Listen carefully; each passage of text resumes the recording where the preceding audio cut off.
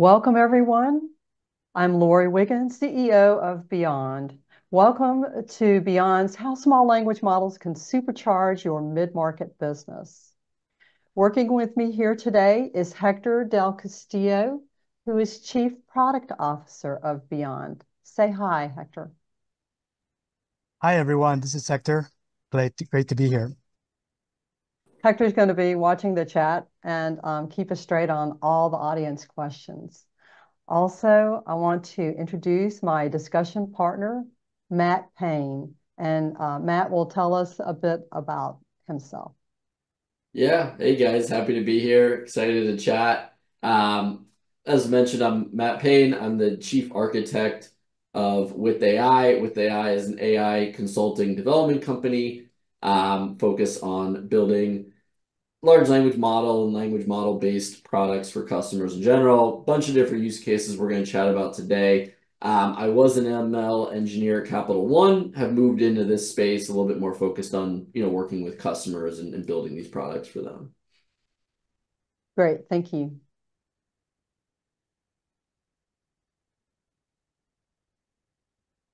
A few general housekeeping rules. We're asking everyone to stay muted throughout the entire discussion, and that helps everybody focus on the discussion at hand with no distractions. If you encounter audio issues during the session, you can refresh your browser, check your audio settings, and exit and come back into the meeting again. Feel free to submit your questions anytime during the discussion or after the Q&A session, or afterwards during the Q&A session. We like questions, and submit them in the chat, and we'll discuss them either during our questions or after them. We're recording today's sessions, and everyone who's registered will get a copy of the recording. First, a word about Byond. We are a business growth advisory, and we work with SaaS and hardware companies. We help them grow, scale, and obtain investment. Grow your company your way. That's what we help people do. And then Matt will talk about with AI. Yeah, sorry, I got a little ahead of myself there with that. But do focus on building AI products specifically in NLP and computer vision for a lot of different customers in sort of the commercial space. Probably considered one of the leaders in GPT products and building those out for, all different sizes, enterprise, all the way down to we have some seed round and Series A customers as well. I've written a lot of white papers and technical reviews on building with language models and all the different use cases that you can use them for. We're very focused on sort of the prompt engineering and model fine-tuning side of things, defining your use case and then actually building the prompts and AI models that end up at your final goal there. Thanks, Matt. So let's set the stage for our discussion. What we're talking about here is being able to tailor AI for your company and to be able to use it. We're not talking about using tools that incorporate AI, but actually using AI so that you can gain greater company insights. So when LLMs burst upon the scene in late 2022, they took the world by storm. And right away, enterprise businesses were able to take advantage of them. They were able to get new insights into their processes and their customers, and they were able to realize greater operational efficiencies. Unfortunately, small and medium-sized businesses were largely left out of the first wave because LLMs are too costly, and too complex for them. And also, the special skills you need to implement an LLM were largely unavailable to them, also due to cost. But small language models are available today, and they do provide an alternative so that small and medium businesses, SMBs, can implement this today. So let's get into our discussion. So Matt, what's the difference between LLMs and SLMs? Are LLMs a baby sister to Are SLMs a baby sister to LLMs, or are they different architecturally? Yeah, so smaller language models, they kind of fall into two different buckets when compared to large language models. They are usually either architecturally the same, but a smaller version. Maybe it went through some sort of distillation process, or they are just built with less parameters, just a smaller model. You see those with things like GPT-J, you see things like that with GPT for all. Some of the different versions of Llama, things like that. These are the same model architecturally as the larger ones, just in a smaller version that hopefully you can deploy on your own and play with in a little bit of a smaller environment. The other ones that you see quite a bit are models that are structurally different. They have been built in a way that sort of works with less compute. They're smaller. These are things commonly seen as like BERT model and things like that. So they do kind of fall into these two buckets of, just a smaller version of a larger one, or something that's architecturally built a little bit different, with the use cases in mind. Thank you. For the SLMs that you've developed, what use cases do they satisfy? Yeah, so we see these models usually work with the same type of use cases, things like data extraction, document processing, chatbots, some smaller marketing use cases like copy generation and things like that. A lot of the use cases we see with these are customers that, want to satisfy similar use cases to those with LLMs, just in a smaller environment. Maybe these are locally deployed on your computer, locally deployed in some sort of server. We do see that these are commonly similar, all of them usually focused on ROI-driven automation and things like that. But we do commonly get asked when we sort of go down that domain of smaller language models for similar use cases with LLMs, just with more constraints around sort of the cost and deployment and kind of the way that they want to be able to interact with these models in more of a company domain versus going out to an external service like OpenAI or something like that. Right. It seems like these use cases center around text. Yeah. Yeah. Most of them are text related. Like I said, chatbots are a very common one that is, kind of focused on strictly text and how you can operate with that. Right. Do you do work with videos or images? We do see those quite a bit, especially in, like I mentioned, the document processing stuff where they're getting PDFs or images or things like that. And usually for those use cases, you see some sort of small language model with maybe some other pieces built around it in the pipeline to help manage those data types that aren't commonly built into a small language model, but are built to work with a small language model. Mm-hmm. Very good. Yes. So how do you scope a job for an SLM compared to an LLM? In other words, what are the guardrails that you're looking for, and how do you prevent scope creep? It's a good question. For that, I'm going to take a step back here with a key difference between large language models and small language models.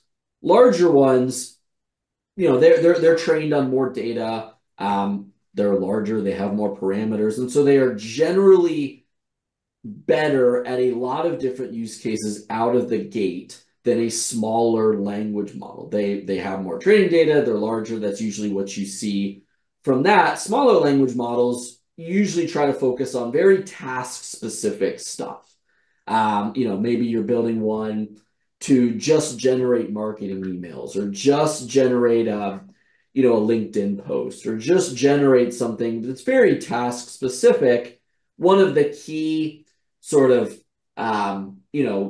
ideas around these smaller language models is they require more training and fine-tuning out of to reach that same accuracy level for a specific task as a larger language model. So a lot of the scope and really one of the key differences in the scope is that it's much more focused on fine-tuning and deployment. When we talk about these smaller language models, most people are trying to deploy them in their own cloud or their own server or their own computer. So the deployment piece has to be taken into account more than, say, using a managed service like OpenAI, where they have handled all that deployment of the language model itself for you. So we find that, the scope is very similar to that of a larger language model, in terms of we're still doing a lot of the same operations that are required to turn it into a product.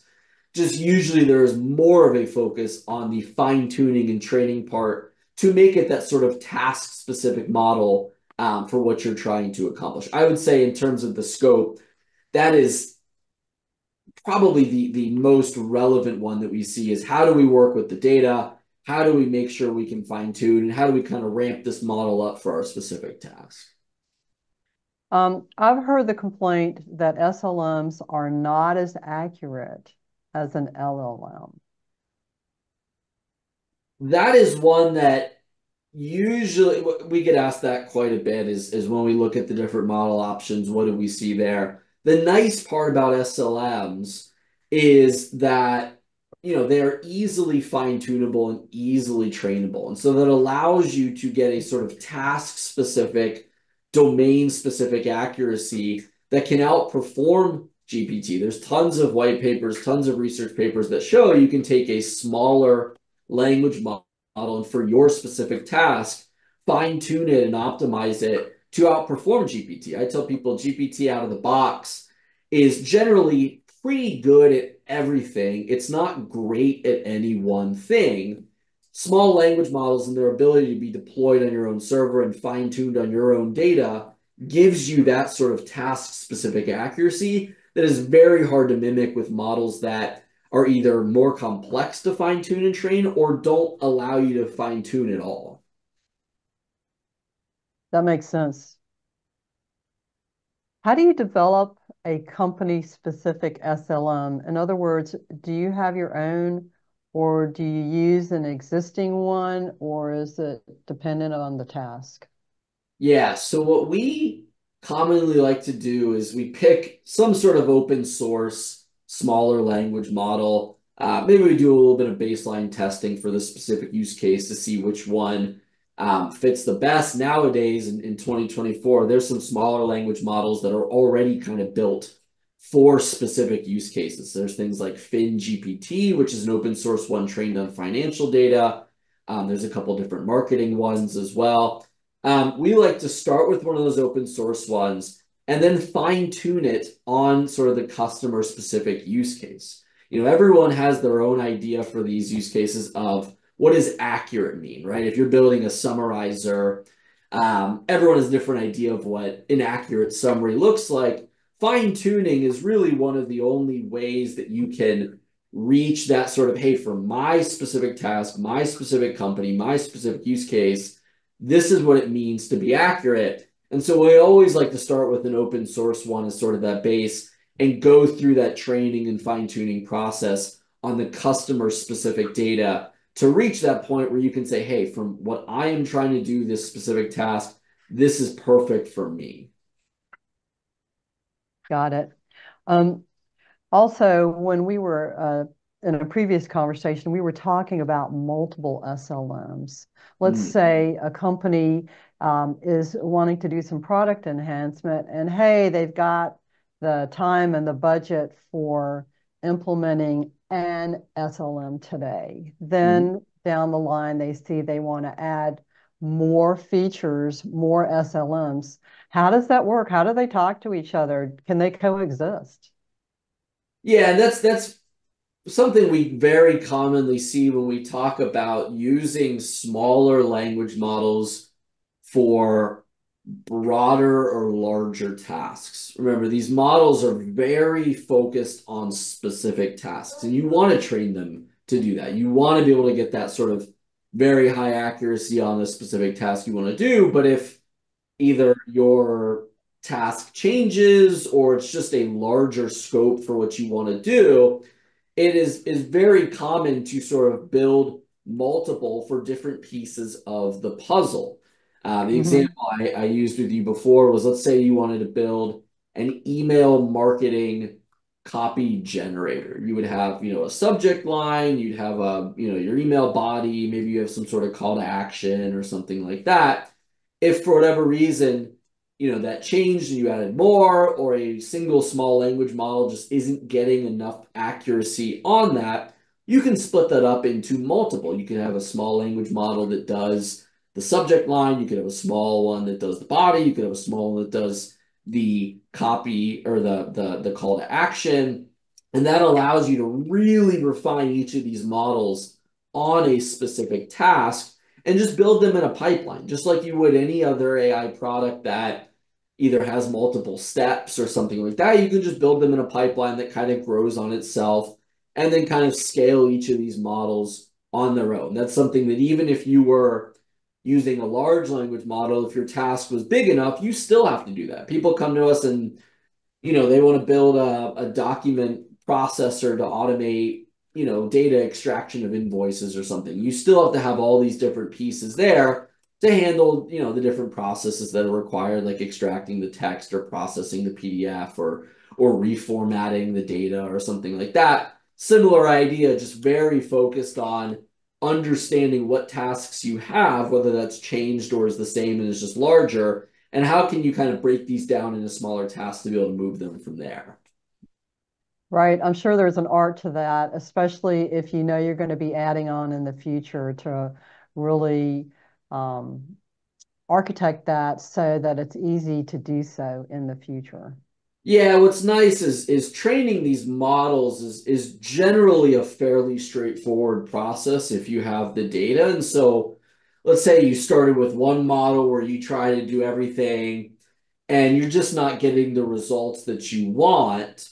It's usually a fairly straightforward change to say, okay, we're going to go through that same fine-tuning process just with a more refined data set and just go through it again on that. Now maybe we have our model that just does the email subject line. That process is easy enough to replicate that, your scope isn't wildly different. It's not some massive change to the architecture. It is very nice to put that into place, and it's something that during the development cycle is fairly easy to see. You'll see that the small language model, it's going to be really good at some things. Maybe it's not good at the others. It's not something that requires months and months to figure out, and allows for a pretty easy shift to maybe something that just uses a couple models. Right. So the next one is a loaded question. Let's say you're talking to a client. You've decided on the job you need to do, and you scoped it, the contract's signed. What is a ballpark cost or a range to develop and verify and then release an SLM to production? Yeah, I mean, like you mentioned, it's very specific on the task that you are trying to do. Are you building a chatbot? Are you building an email subject line? It's also going to heavily depend on how much data do they have. And it's one of the differences between, maybe an LLM build is, how much data are you coming into this conversation with? That's going to heavily shift what that sort of scope looks like, because it's going to heavily shift the data discovery and data processing thing that you need to do out of the gate. I mean, we've seen, use cases for MVPs that are, a month. We've seen some that take 5 months, 4 months. Production builds from there, you might see 4 months, 3 months, you might see 6 months. It's going to very heavily depend on the data that you actually have coming into it. And that's also going to affect the model choices you have as well. But we've seen ones that are, MVPs in the tens of thousands, and we've seen some that are a little bit more.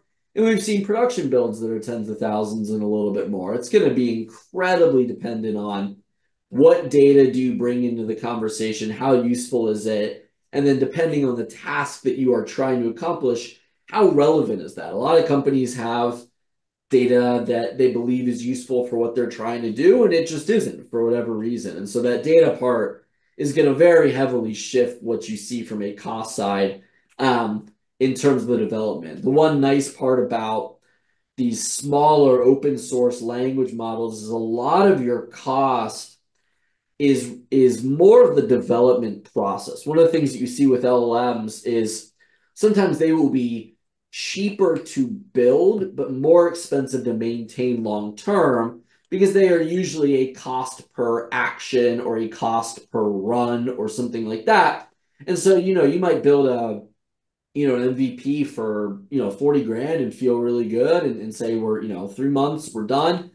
But you didn't really understand that a lot of that cost is going to come from actually using it. And that's not something that you can change once you've taken that route. When you control the infrastructure, when you control the deployment, the cost is all up to you. And so that's nice that you have a much easier idea of what that looks like, even as you scale from 3 requests a month to 30,000 requests a month.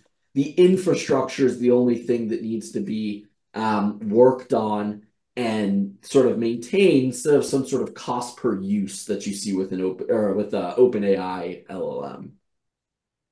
Great. By the way, we have a question from the audience, and that Yeah. is, yeah. So what are typical use cases where SLMs thrive, where they really do a great job in your experience?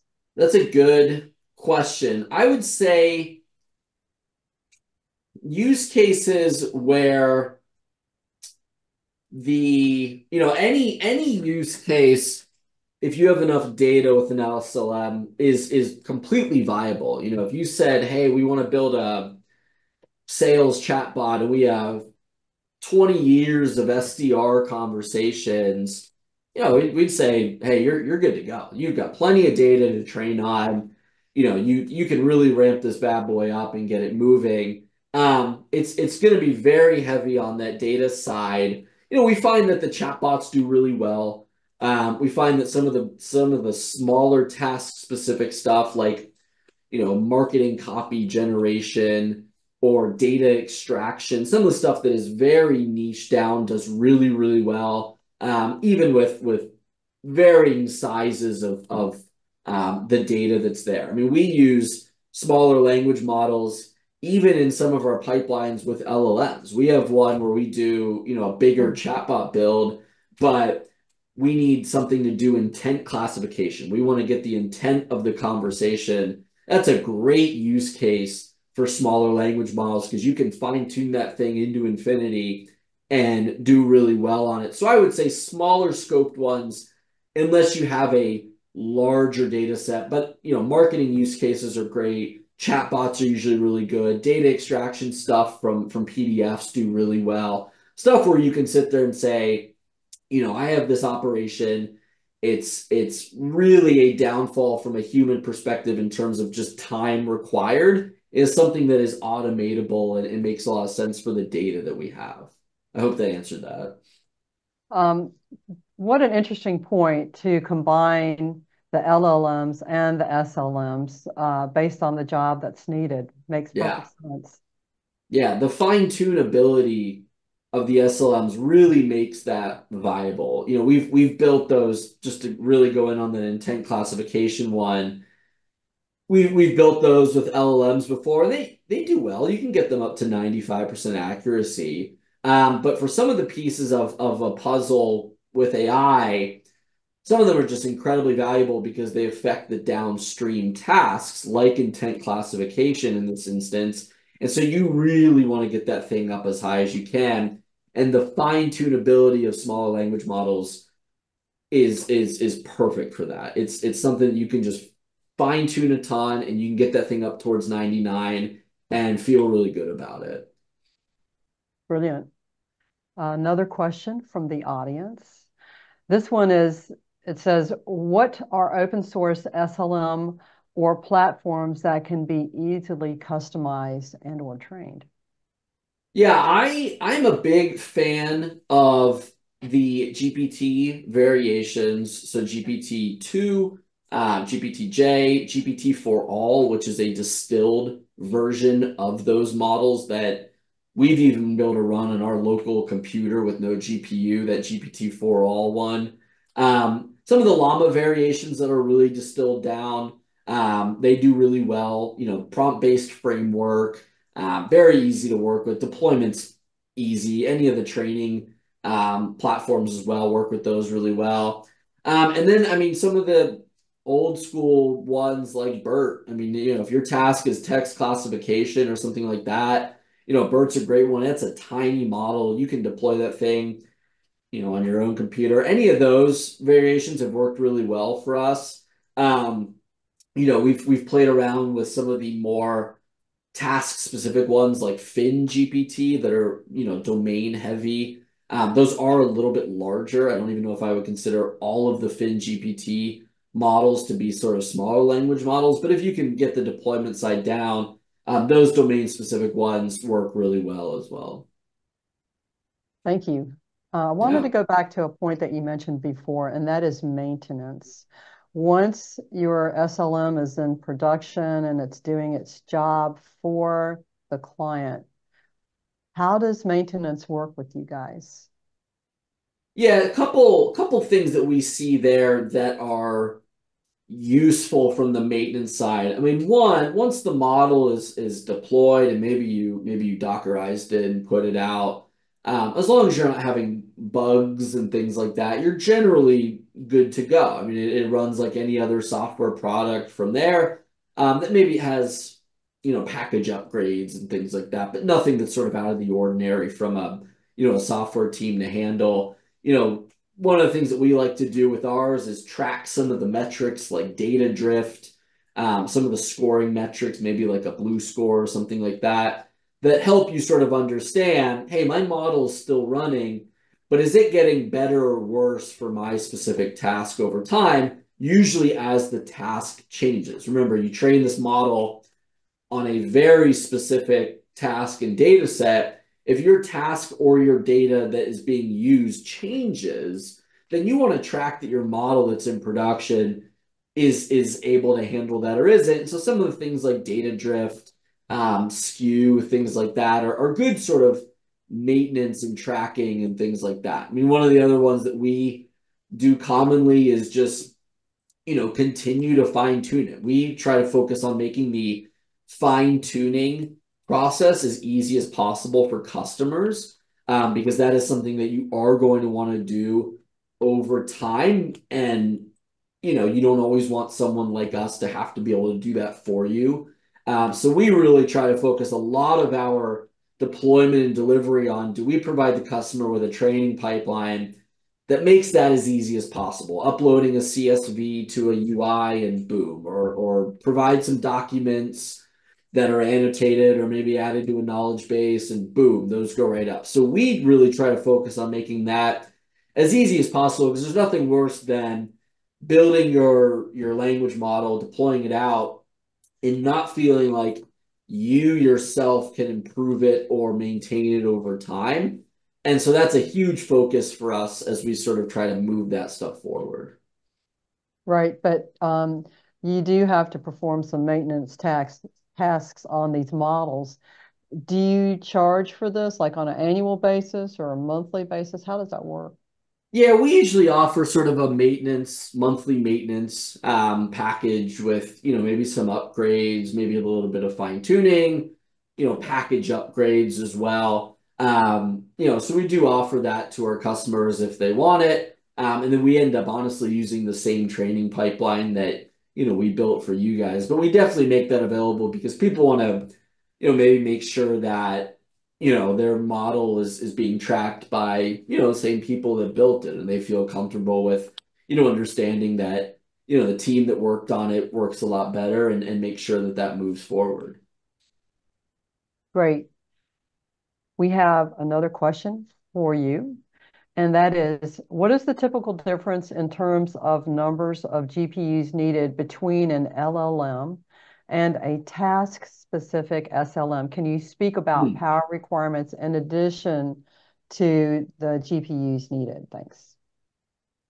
Yes. If anyone has tried to deploy a large language model either on their own server architecture or even in the a cloud like AWS, it is not an easy process. I think that's something that when people come to us and they say, oh, we want to go with a large language model, but we want to deploy it in our own infrastructure, and you guys can just, do that and go from there.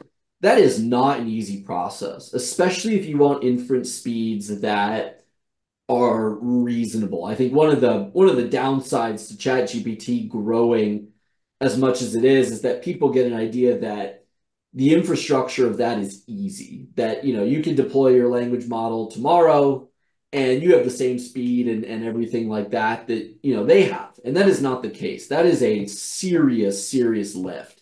And it can be incredibly expensive. I mean, when you are usually talking about, multiple GPUs during inference, you're talking about a lot of RAM in your instance. That doesn't include any of the training infrastructure that's required for those large language models, which is even bigger. So I think that that's one of the things that with large language models, when you look at deploying your own, people just don't think about, because ChatGPT has made it so easy to say, look, I can put in a query and in a second I get it back. There is a ton of infrastructure behind that wall that's been set up for that. And SLMs make that much easier. There's a lot of them that you can deploy with a single GPU. That GPT-4all one doesn't require any GPU. And so it's much easier to, once you've built your model, actually get it out and make it viable, just because they don't require as much. A lot of them require, a single GPU. And then if you really want to keep ramping the inference, maybe use a couple. But there are plenty of models out there that, don't require any. I know BERT doesn't require any GPU to be able to use. So there's plenty out there that have been distilled enough and brought down enough to where the infrastructure is something that, you can really handle yourself. Thank you. We've been talking about the data and the training data and company data, but how does the data, the company data, need to be prepared so it can be ingested successfully? And ideally, how much data should you have so that you can properly train the model? Yeah. Of course, that's So going one to of vary the by nice parts about the prompt-based LLMs is that their fine-tuning and training process from a data perspective is very straightforward. It looks just like you see in ChatGPT, where you have an input and you have a response. And at the most basic level, that's what your data set's going to look like. Some of the use cases maybe look a little bit different in terms of the pre-processing that's required to get it down to that format.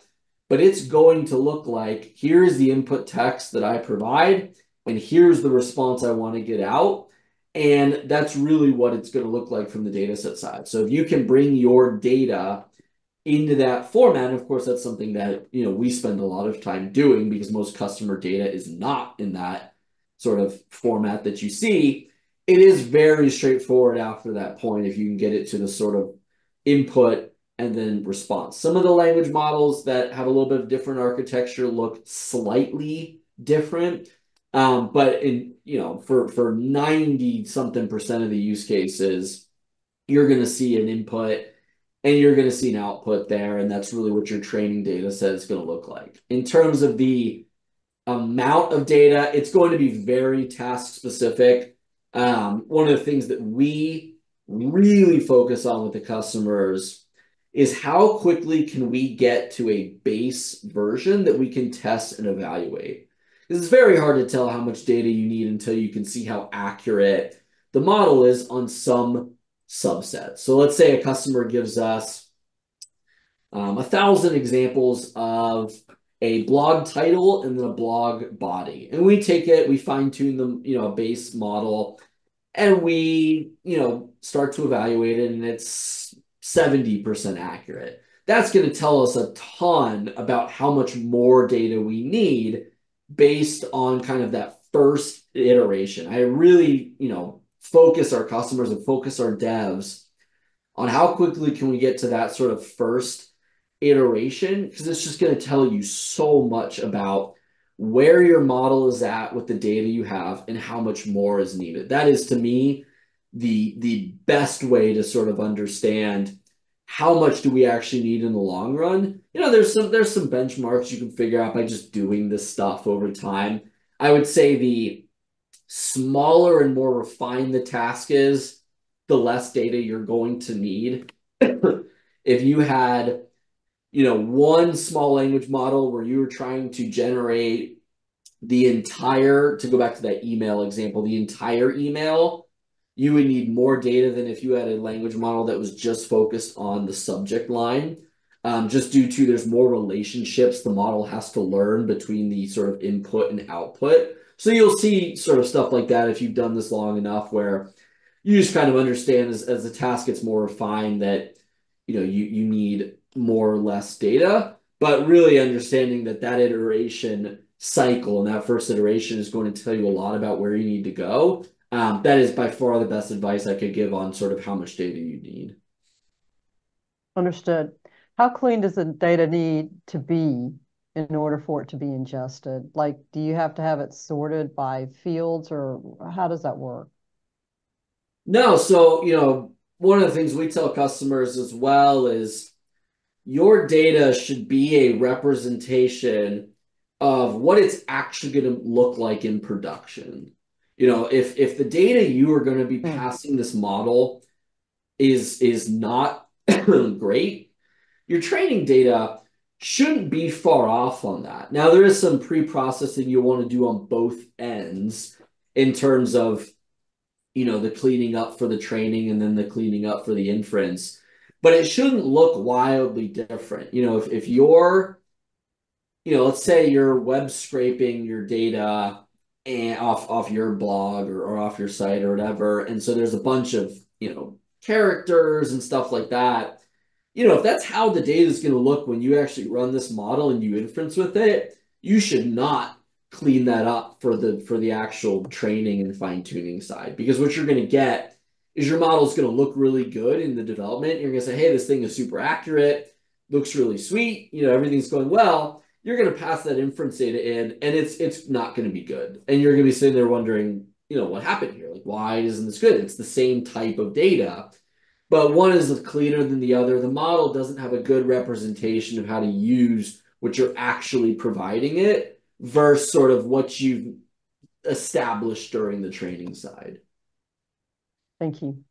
What are the hardware requirements for running an SLM? It depends, right?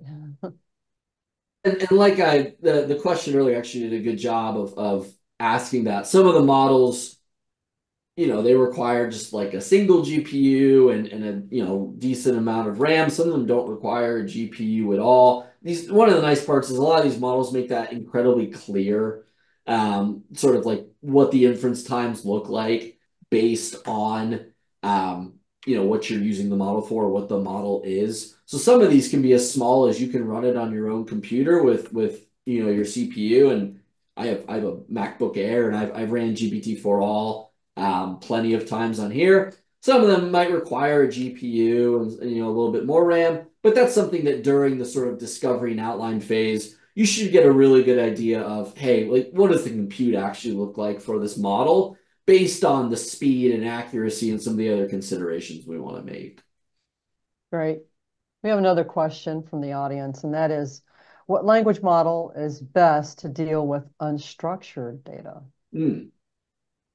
I would say, with unstructured data, the more you structure it ahead of time with pre-processing, the more model options you have. If we're talking about just sort of straightforward and structured, let's say it's PDFs or text extracted from a PDF, a lot of the GPT variations do really well. The fine-tuning process for unstructured data is going to be really the heavy lift. I mean, I would almost take any of the baseline accuracies that these models have for unstructured data with a grain of salt, knowing that the fine-tuning is just going to be so important for that data because it is so messy, and the relationship needs to be established between that input and what you want that sort of goal state of the data to look like.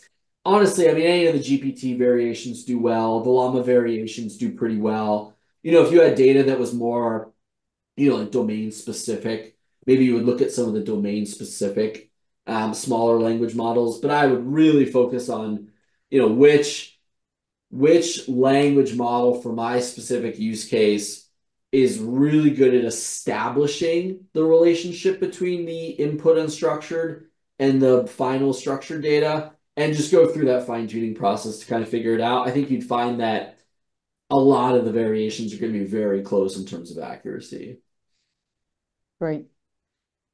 What future use cases do you see developing SLMs for? Yeah, I think the principles behind why people choose smaller language models are going to stay the same. And so I think that the use cases that people want them for are going to stay the same, but just get better and more accurate and easier to get to. So those same ones like chatbots, document processing, data extraction, some of the marketing, copy, long form text generation use cases are all going to stay very popular. I think they're going to get easier and better to use. As SLMs continue to improve, maybe there's use cases before that required, multiple SLMs to get through. Now maybe it only requires one, or now maybe it only requires two. I think they're going to continue to get better and improved. I think the use case that people want them for, usually, automating manual tasks or extracting insights or things like that, are generally going to stay the same. I think they're just going to get fairly easier to get to. Interesting. So I've got quarter before the hour, and let's open it up to any other questions that we have from the audience. Yeah.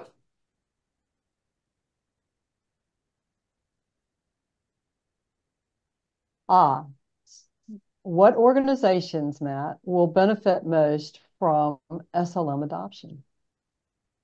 That's a good question. What I have seen is organizations where the higher the manpower spent on automatable tasks is where they find the most benefit. If you're a company, I don't know, let's say you're a company that processes a lot of and purchase orders, whatever organization you want to consider that to be, and you are manually doing those operations. Maybe you're processing them down manually and then comparing to make sure like line items connect or something like that. And let's say that's just a big part, like a huge part of your payroll or your hours spent is doing that.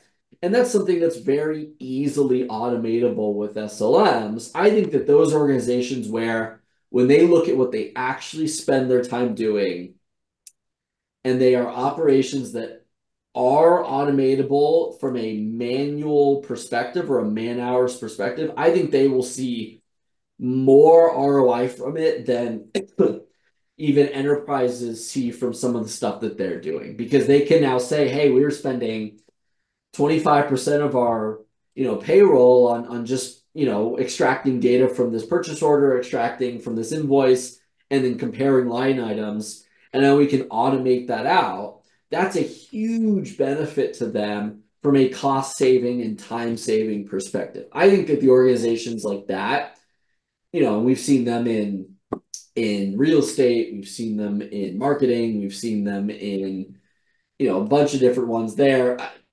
They by far benefit the most in terms of just, hey, we now don't have to do this. We freed up, 40 hours a week. We freed up 60 hours a week, and we can just move forward and focus on other sort of domain specific or knowledge specific tasks that provide our business with more value. Great. Are there other questions from the audience? Great. So if you have questions, you can always send them directly to Matt or to me. And with that, let's move on. So if you need help in growing your business, feel free to contact us. If you want to have a call with us, Here's what that looks like. So we'll record it as you like. We'll provide feedback on your situation. And at the end, we'll tell you how we work. And if it makes sense, we'll make you an offer. So here's our contact information. First, I want to thank everyone for attending our webinar today. Matt, thank you for a great discussion and for sharing your expertise. Check out our LinkedIn company page for future discussions like this. And everyone, have a great day and take care. Bye-bye.